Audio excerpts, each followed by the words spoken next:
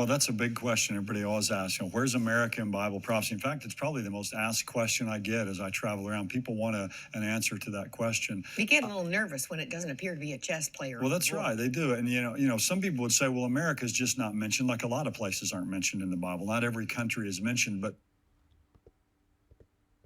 well, that's a big question everybody always asks. Where's America in Bible prophecy? In fact, it's probably the most asked question I get as I travel around. People. The most asked question he gets. It's probably the most asked question I get. Where is the United States in Bible prophecy? And by the way, we are, as people of the United States, pretty arrogant when we refer to ourselves as Americans. Canadians are Americans too, so are Mexicans, etc. Where is the United States in Bible prophecy? Revelation 13, verses 1 through 10 is the Antichrist. Revelation 13, verses 11 through 17 is the United States. The earth beast, another beast, not the same beast as the sea beast. It's another beast, not a different manifestation of this first beast. It is another beast that is a different one. If you want to know the reason I say that, just look to Daniel chapter 7, where we have 4 successive empires, all beginning with another one, another one, another one. This is the United States. It is the purpose of the United States to eventually, what it will do is enforce the mark of the Antichrist, the mark of the sea beast. Of course, we know 42 months right here. That symbolizes 1260 literal years before the Antichrist sea beast, the little horn of Daniel chapter 7, the man of sin, son of perdition, as 2 Thessalonians chapter 2. 1260 years it continued on in power and authority until receiving a deadly wound at the end of the 18th century. A deadly wound from which it has been healing ever since. Allowed to make war on the saints, etc., etc. Worship has to do with worship. The Antichrist wants some sort of worship. Whether you know you're worshiping the Antichrist or not matters not.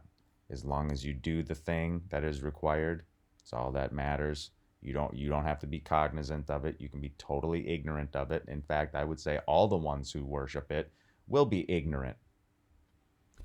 They do it because they're ignorant. They do it because they're deceived. They are holding to errors, falsehoods, and lies as if they were true. Then I saw another beast rising up out of the earth. This is the United States right here. It causes all, enforces all, both small and great, rich and poor, both free and slave, to be marked on the right hand or the forehead. Now, these are symbolic. These are not literal microchips the size of a grain of rice and whatnot, that like you put in your dogs or cats to keep track of them. That's not the mark of the beast. It is nothing technological that is the mark of the beast. Technology could be used to assist in the enforcement of the mark of the beast, but the technology itself, this is a spiritual thing, and it's about worship.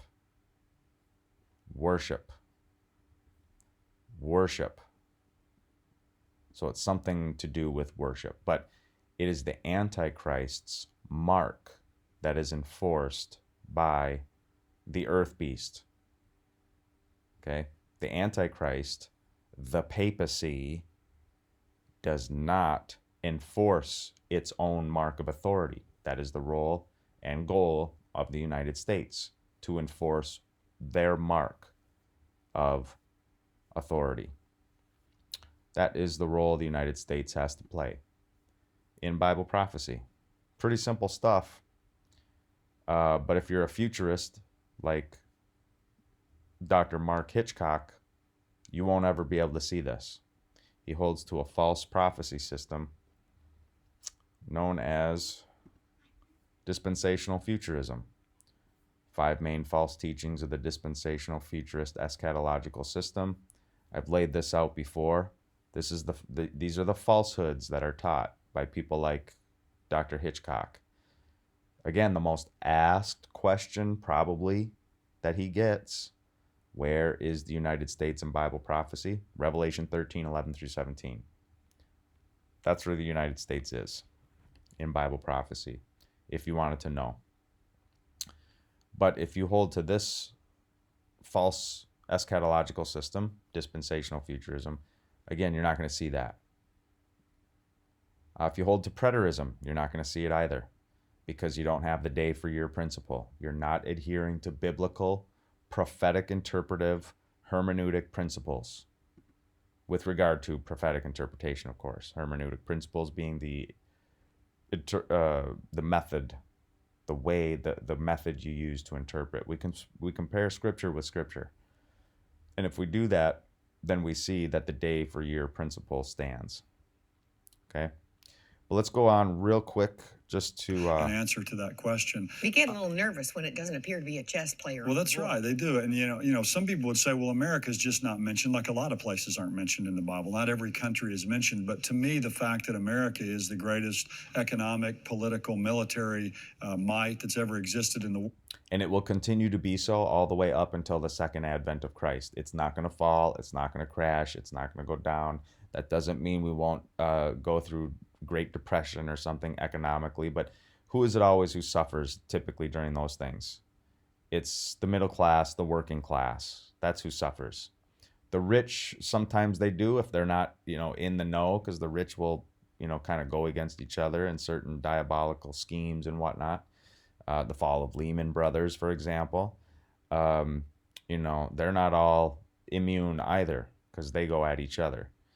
But as far as an empire, the United States as an empire, which we are, any United States citizen who doesn't know that the United States is an empire, a world-dominating empire, simply does not know what the United States has been doing and is doing around the world ever since World War II. Ever since, for example, 1944 and the Bretton Woods Agreement, the United States dollar is the world's reserve currency. It's why we're not going to step in and do a whole lot against Putin. We'll send a little bit of arms and some money and do a little bit of sanctions, because we know that Putin's offense against Ukraine will lead to destabilization in Europe. Destabilization in Europe. And it will destabilize the euro. It will destabilize the euro, which is really what we kind of go for that. And if you ever notice, the UK never went with the euro, did they? Never went with they knew that the euro would be a competitor at some point against the dollar. And the Brits didn't want to have anything to do with that. And if you notice how Boris Johnson, when he resigned, one of the last things he said to his people was, stay close to the Americans. Stay close to the Americans. He knows, just like the rest of the world knows, there is no NATO without the United States. There is no United Nations without the United States. World Bank, IMF, all these things are funded by the United States. We are the last world's dominating empire, and we shall stay as such all the way up until the second advent of Christ. Because the United States, the earth beast, is the one who enforces the mark of the beast, which will eventually culminate in the return of Christ. I wanted to go real quick also into Revelation chapter 17, not real deep, but just what this dispensational futurist, Dr. Hitchcock, has to say about Revelation 17. No, Revelation 17 is not the United States.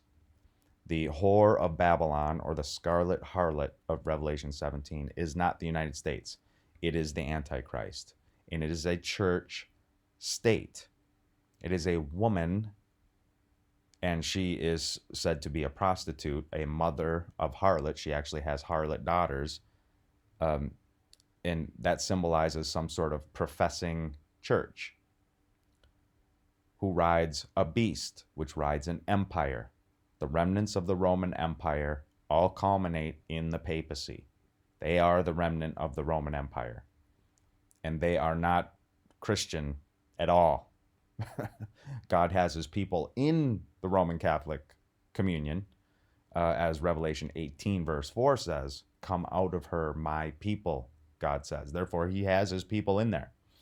But they are the scarlet harlot, the Antichrist, the church as an institution, the papal church as an institution is the Antichrist. But let's hear what Dr. Hitchcock has to say about Revelation If America 17. were a key player in the end times, you think we'd be mentioned in Scripture? Well, we are. We are mentioned in Scripture. Here we go. A lot of people find America in Revelation 17 and 18 and say, America, or maybe even some would say New York City. Wall Street is this great end time system that's called Babylon there. I don't hold that view. It's possible, but I don't hold that view. I think Babylon there in Revelation 17 and 18 is Babylon. The city of Babylon over in Iraq. I think it's going to be rebuilt. There's already things happening there today, and I mean, this is just crazy when I listen to dispensational futurists go off like this. He thinks it's the literal city of Babylon in Iraq, and he thinks that's going to be rebuilt someday. Again, it's such nonsense. But he is correct in saying that when people say Revelation 17 is referring to the United States, no. We may be one of her harlot daughters, but we are not the mother of harlots. We are not the woman sitting on the scarlet-colored beast. That is the papacy, as we will see. But you will not know that if you are a dispensational futurist, or if you're a preterist for that matter. You will know it if you look to people like Adam Clarke, 1762 to 1832, British Methodist theologian. He was a Wesleyan Arminian. So as a Calvinist, we would be opposed to one another on things like soteriology. But since we're talking about eschatology, we can see where Adam Clarke was absolutely 100% correct. Let's go to verse 3. This is his commentary from Revelation chapter 17, by the way, which can be found on godrules.net. Godrules.net. Verse 3. Check it out.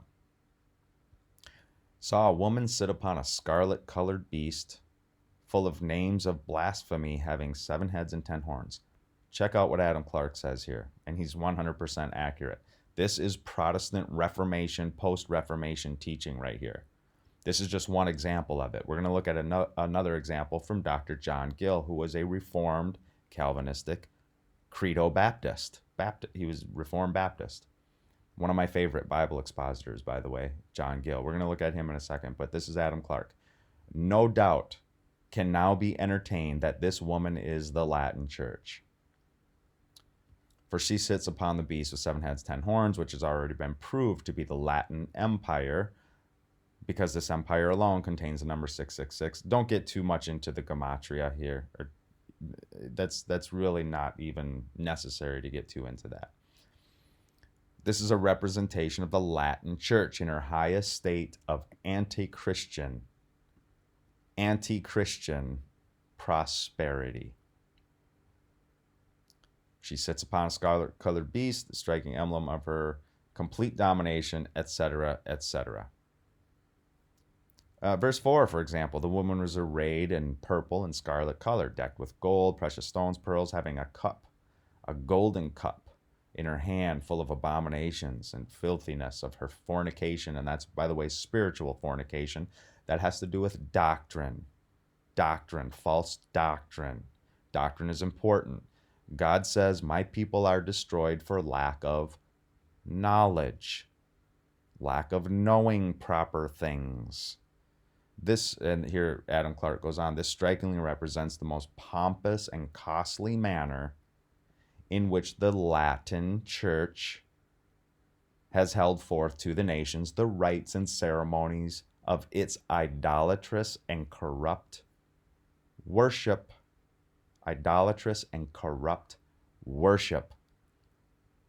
Adam Clarke, 100% correct. 100% correct. And let's go to Dr. John Gill, just to give a little bit of backup here. John Gill, 1697, 1771, just to give you the dates. Where do I have his commentary? Nope, it's right here.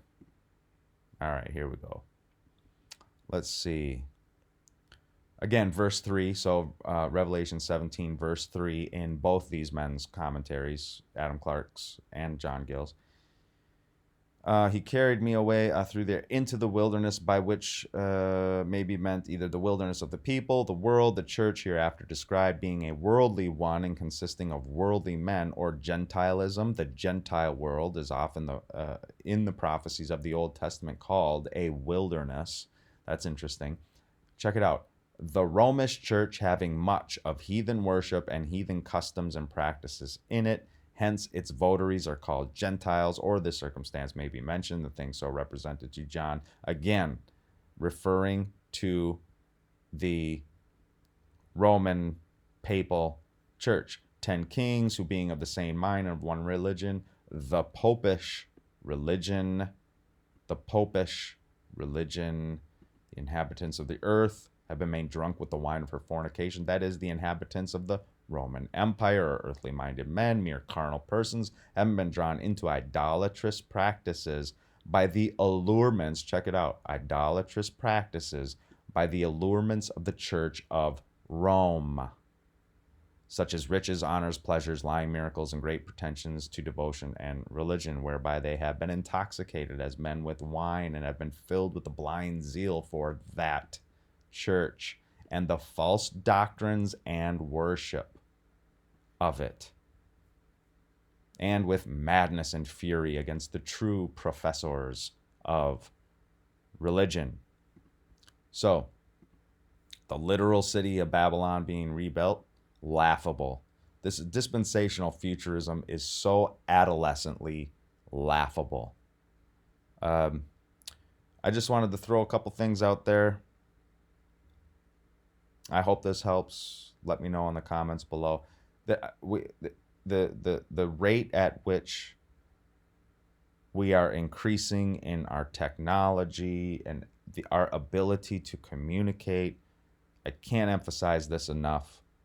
I grew up taking the phone off the hook that was on the wall and hitting numbers to dial somebody. That's where I grew up. That's the time I grew up. Very few people still had the one where you put your finger in the hole and you got to go around the dial, the rotary phone. But a couple people did here and there. I saw it a couple times, but usually it was the button push. And now what do we have today? And this is only increasing and increasing. Everybody's going to know as much as they want about the next person eventually.